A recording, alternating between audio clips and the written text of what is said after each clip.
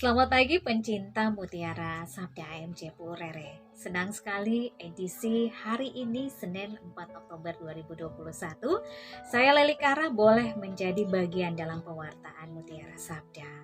Beberapa kali saya dihubungi oleh Bunda F. Sare dan beberapa kali pun saya berada dalam dilema antara menerima dan menolak. Apakah saya pantas? Dan akhirnya hati kecil saya berkata, semua berharga di mata Tuhan. Saya dan Anda, iya, kita berharga di mata Tuhan. Oleh karena kasih Tuhan yang luar biasa ini, saya boleh berbagi dalam Mutiara Sabda AMC Purere. Hari ini, Senin 4 Oktober 2021, kita memperingati Hari Santo Fransiskus. Santo Fransiskus ini adalah santo yang luar biasa. Ia pendiri Ordo Fransiskan, OFM, Ordo Fatrum Minorum, yang artinya Ordo Saudara-saudara Hinadina yang sampai dengan saat ini masih terus tumbuh dan juga berkembang. Fransiskus amat kudus. Ia tidak melihat perbedaan di antara semua makhluk ciptaan Tuhan. Baginya, segala sesuatu yang ada di dunia ini adalah karunia ilahi. Kelembutan jiwanya bahkan ini bisa membuat binatang-binatang pun menyayanginya. Binatang buas sekalipun menjadi jinak bila berada di dekatnya.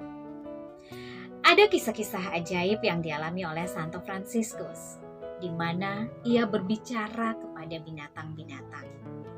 Suatu waktu, ketika Santo Fransiskus menghardik serombongan burung yang berisik sehingga mengganggu upacara gereja.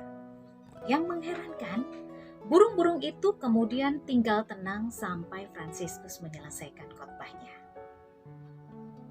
Bagi Anda yang punya tanggal kelahiran hari ini 4 Oktober atau punya pelindung Santo Fransiskus, hari ini kita mari bersama-sama berdoa agar kita dijadikan sebagai pembawa damai dan cinta kasih bagi sesama kita.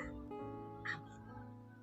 Bapak Ibu saudara-saudari yang terkasih, apa yang dilakukan oleh Santo Fransiskus ini jelas sesuai dengan ajaran Kristus, yakni dalam Injil hari ini, Lukas bab 10 ayat ke-25 sampai dengan 37 tentang mengasihi Tuhan dan sesama.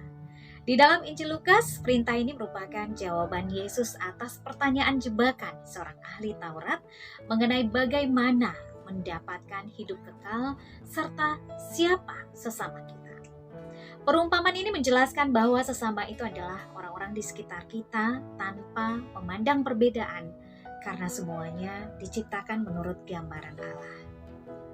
Apa yang kita pelajari dari kisah orang Samaria yang murah hati itu yang terkenal? Biasanya kita mendengar nasihat untuk berbuat baik tanpa membeda-bedakan latar belakang orang yang ditolong. Namun ketika saya mulai membaca sendiri catatan Alkitab tentang kisah dalam Lukas bab 10 ayat ke-25 sampai dengan ke-37, ternyata ada banyak hal menarik yang bisa kita pelajari. Yang pertama, berbicara tentang kebenaran tidak menjamin seseorang memiliki hati yang benar. Menarik untuk memperhatikan bahwa kisah ini merupakan sebuah perumpamaan yang diceritakan Yesus sebagai jawaban atas pertanyaan tidak tulus dari seorang ahli Taurat. Pakar kitab suci ini sengaja hendak mencobai Yesus dan ia tidak benar-benar ingin tahu tentang kebenaran. Ia hanya ingin menguji Yesus di depan banyak orang, dan dalam catatan Lukas sebelumnya, ahli-ahli Taurat dan orang-orang Farisi memang bermaksud untuk mencari-cari kesalahan Yesus. Dan hari ini kita pun bisa berdiskusi tentang kebenaran dengan motivasi yang keliru.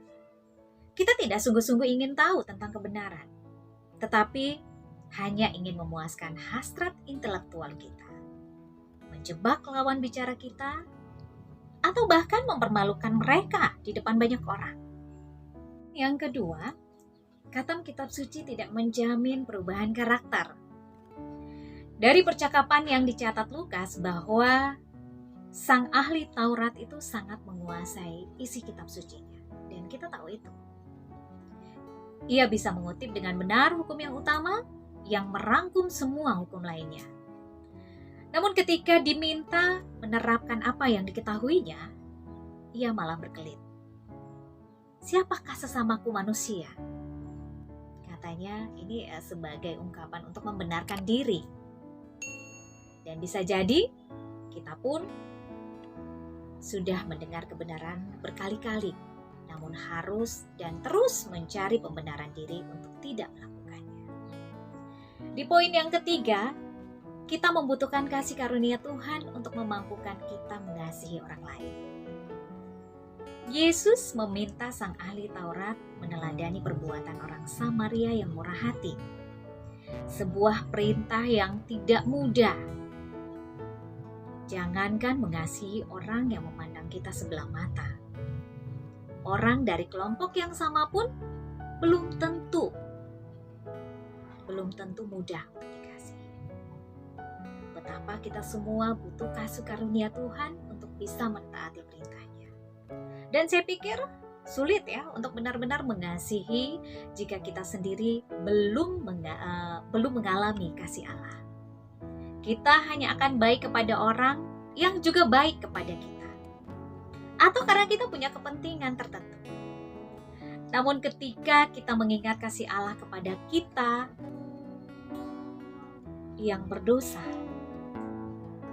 Kristus ini mati menggantikan kita yang seharusnya mendapatkan hukuman kekal. Dan kita pun digerakkan untuk dimampukan untuk mengasihi sesama dengan tidak tanggung-tanggung. Termasuk mereka yang dalam pandangan dunia tidak layak untuk dikasihi. Kisah orang Samaria yang murah hati bukan sekedar kisah teladan menolong orang lain tanpa pamrih. Kisah ini seperti cermin yang menunjukkan tembok-tembok keangkuhan diri yang membuat kita cenderung mencari pembenaran diri. Tidak menjalankan kebenaran yang sudah berkali-kali kita dengar. Menutupi ketidaktaatan kita dengan berbagai aktivitas pelayanan. Atau mendefinisikan perintah Tuhan sesuai dengan standar penilaian kita sendiri. Betapa perlu Tuhan menghancurkan tembok-tembok keangkuhan itu agar kita bisa benar-benar mengasihi sesama kita seperti diri sendiri, sesuai dengan apa yang Tuhan inginkan. Mari kita terus menjadi pribadi-pribadi yang setia mendengarkan dan melaksanakan sabda Tuhan. Tuhan memberkati.